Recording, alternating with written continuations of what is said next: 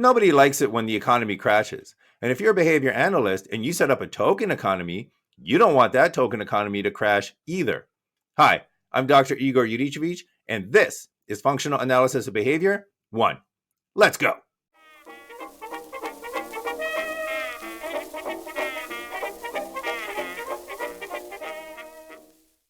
All right, so today we're going to continue our look at token economies. Specifically, we're going to take a look at how to set up a token economy. So last time we talked about the components of a token economy. And if you haven't seen that video already, I highly recommend pause this video, go check it out so that you know the fundamentals of what we're going to be talking about.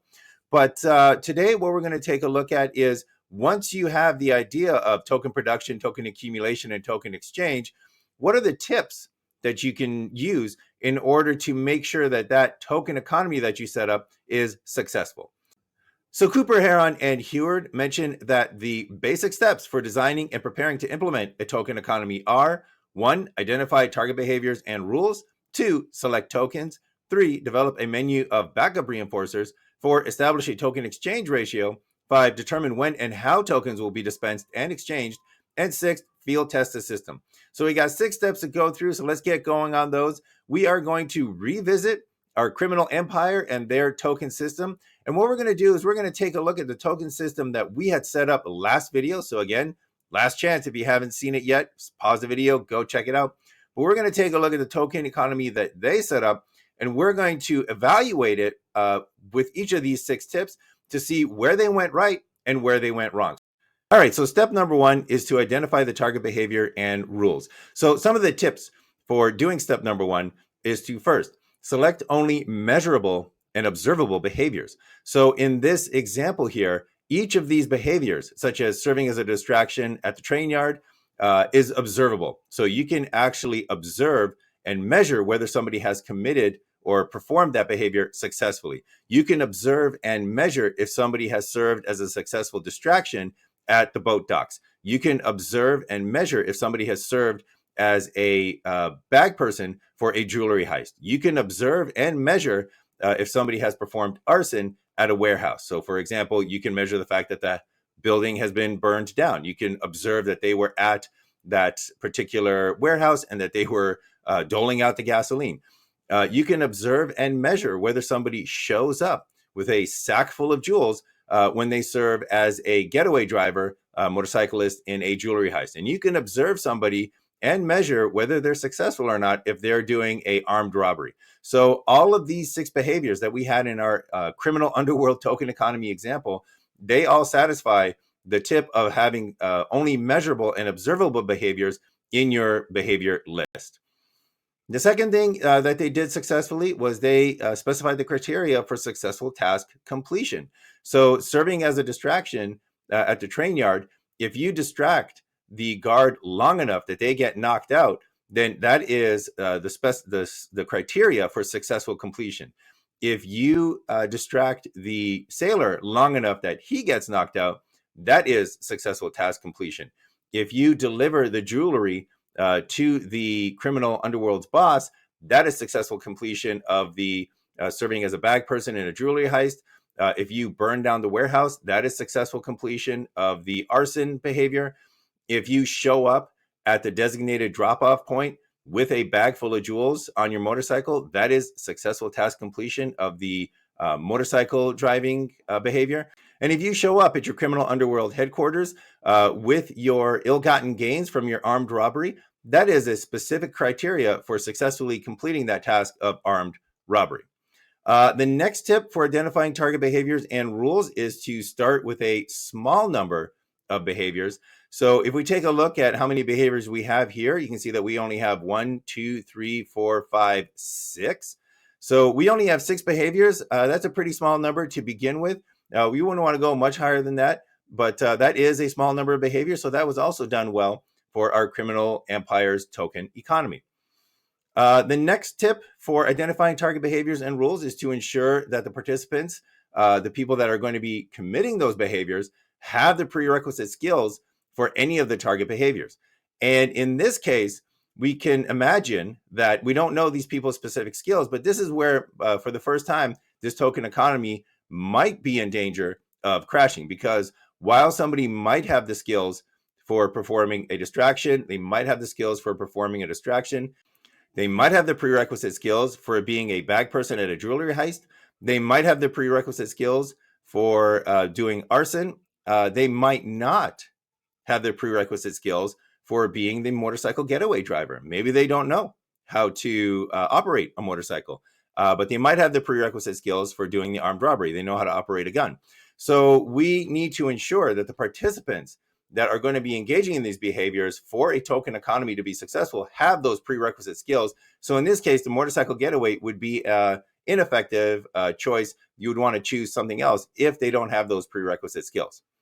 All right, the next tip for identifying the target behaviors and rules is that you want to establish criteria and behaviors specific to individuals. So token economies, they typically need to be individualized. So if we think of the individual here, if we think of that blonde woman in this example, she might have all the abilities in order to do every single one of these behaviors. So she might be able to do all 6 of these behaviors, in which case this token economy is established and tailored to the needs of this this particular individual. So she's all good to go for this token economy. What about this guy over here? Well, maybe he can't do some of these behaviors. Maybe he is unable to act as a distraction. So those 2 behaviors are not fit for him. They are not good in this token economy. Maybe he can act as a bag person and he can do arson. Maybe he cannot drive a motorcycle, but he can operate a gun so that he can do armed robbery. So in this case, this would be a bad token economy or a ineffective token economy for the individual with the hat. And it would need to be tailored. New behaviors would need to be chosen specifically for that individual. So you want to establish criteria and you want to establish behaviors that are specific to each individual. All right, the next step that we need to do is we need to select the tokens. And tokens can typically be anything. So these can be recorded points. These can be recorded tally marks. These can be little plastic strips, checkers, coupons, poker chips, holes in a punch card, teacher initials. These can be really anything that you can imagine. However, some tokens are more effective than others. So you want to make sure that you are choosing tokens wisely. So let's take a look again at our token economy here. And the first thing is that the tokens should be safe. So let's zoom in on our tokens here. So for our tokens, we were using little tin stars. And in that case, first thing, tokens should be safe. And those tin stars are safe. They're not going to be sharp. They're not going to be too pointy. They're not going to be something that the individual can get injured while they're handling. So check mark for the token should be safe. Next, the tokens should not be large, cumbersome, or difficult to handle. They should not be unwieldy. And in this case, the stars are pretty small. They fit in the palm of your hand. So once again, we can check that off. They're not too large. They're not too cumbersome. Next, the analyst should control token physical configuration. That is that these tokens should not be able to be bootlegged by the learners. And in this case, we are dealing with a rather simple design. And again, we are dealing in this example with criminals. And if they are known for anything, they're known for breaking the rules. And these would actually be very easy to counterfeit. It would be very easy to just take one and then learn how to duplicate it and produce all the tokens you want. So in this case, this token economy is in danger of crashing because the analyst does not control the token physical configuration. That is, learners could be able to bootleg the tokens and acquire tokens by manufacturing their own. Next tip for token selection, tokens should be durable, easy to carry, handle, bank, store, and accumulate. And this qualifies on all of those. So these tin stars, they're very durable. They're easy to carry around. They're light. You can handle them. You can store them. You can accumulate them. Checks all of those criteria. Next, the token should be readily available to the practitioner. And for this, we're going to assume that this mob boss has an ample supply of these 10 stars. So if you only had maybe 20 of these, that would not be something that's readily accessible. But if you have hundreds upon hundreds, so you know you're not going to run out. And if you need more, you can simply manufacture more. That is readily accessible. In this case, they are readily accessible. And then finally, tokens should be inexpensive. And in this case, this one kind of fails because we're dealing with 10 stars here. And depending upon how you get them, if you have to actually get them off of law people, that's going to take a lot of investment. So in this case, we can look for a more inexpensive option. Again, tokens do not need to have any intrinsic value in and of themselves. they can actually be rather inexpensive and still serve the function of an effective token. All right, step number 3, you want to develop a menu of backup reinforcers. And most token economies, they can typically use naturally occurring activities and events as backup reinforcers. What that means is that you do not have to invent these backup reinforcers. You can just use backup reinforcers that exist in the world. So in our example here, you can see that we have these 6 backup reinforcers, and all of these are naturally occurring activities. These are things that we do not have to reinvent the wheel on. These are things that we do not have to implement ourselves. So the dog store already exists, and it would be a naturally occurring activity or event that you can use as a backup reinforcer. Skydiving already exists. Trip to Paris already exists. Rock climbing excursions already exist. And the underwater sea turtle dive and the underwater great white shark dive, these already exist. These are already naturally occurring. So these are good selections for developing a menu of backup reinforcers. The next tip for choosing your backup reinforcers and developing that menu is to follow consideration of ethical and legal issues. So you want to avoid token reinforcement contingencies that deny the learner any sort of basic needs, any sort of access to personal or privileged information. So, for example, as a backup reinforcer, you would not want the backup reinforcer to be the only source of food because that is a basic need. You also wouldn't want your backup reinforcer to be the only source of sleep for your learner because that, again, is a basic need. You don't want your backup reinforcer to be access to somebody's passport because that is personal or privileged information or events. So again, in this case, we have all 6 of our behaviors being something that could be ethically done, being something that is legal to do. So even though the behaviors that led to this were illegal, and you definitely wouldn't want to use those as behaviors that you were training, but all of these backup reinforcers are legal. All of these backup reinforcers are ethical. So we can use all of these backup reinforcers.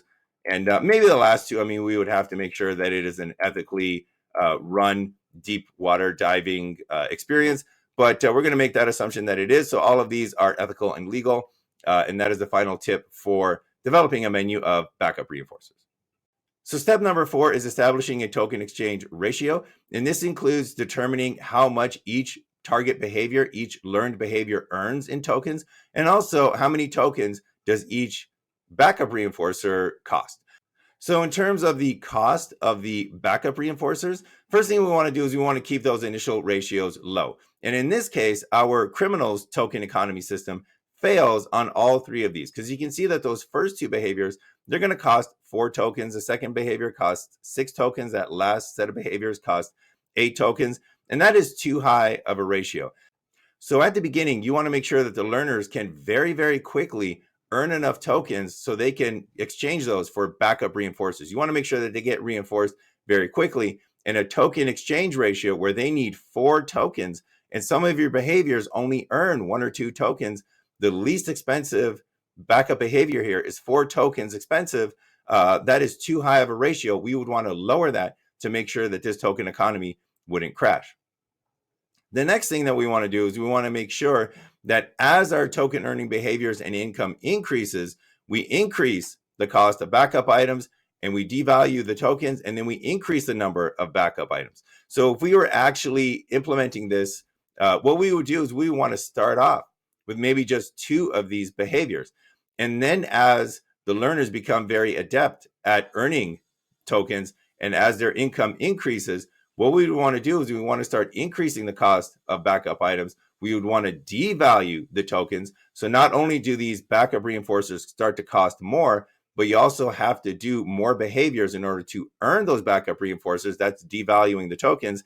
And then we also increase the number of backup items. So we start to increase the offerings that we have. So only as they started earning their tokens and increasing their income, then we might add the trip to Paris and the rock climbing excursion. And then a little bit later, we might add the underwater sea diving adventure and the underwater great white diving adventure. So step number 5, determine when and how tokens will be dispensed and exchanged. So this is where you want to help your learners out a little bit so they are fully aware of your token economy. So for example, a container. A tip is that a container should be made available for storing the accumulated tokens. Give your learner a way of storing the tokens that they accumulate. So for example, in this case, you would want to provide a bag that the 10 stars can be placed into.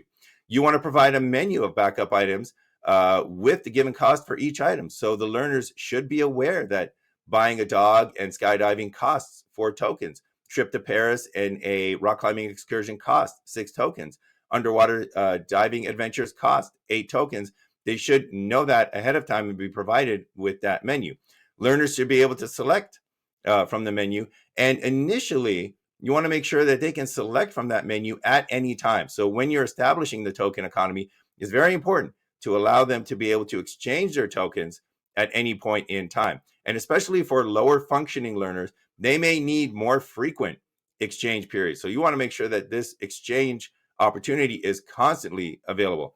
However, as quickly as possible, you want to make sure that that token exchange occurs only on an intermittent basis. So for example, if you are allowing your learners to cash in their tokens and exchange them for backup behaviors every single day of the week, as quickly as possible, you want to move that to maybe only 2 days of the week, maybe only Tuesdays and Fridays.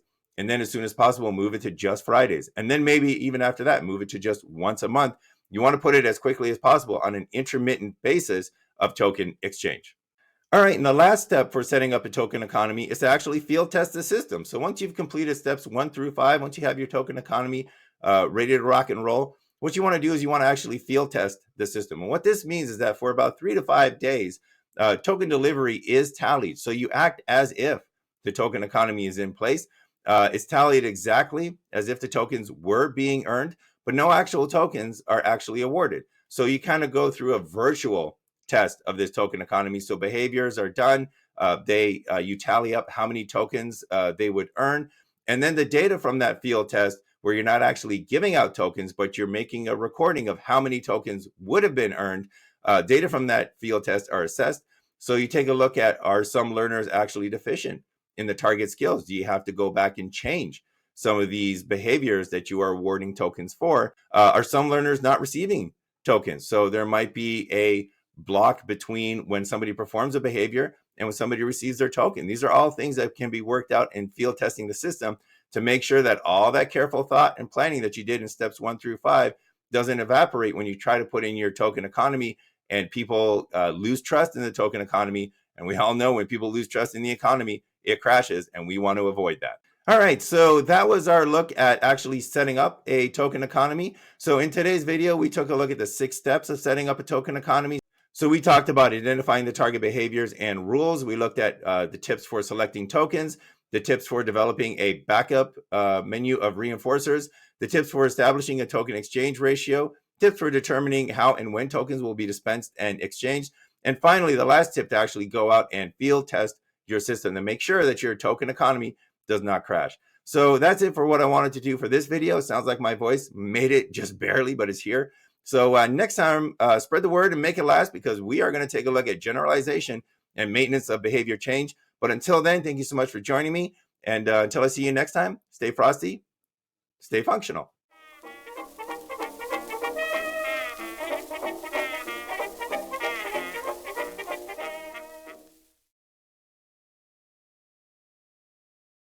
And we'll do that. And I'm right about there.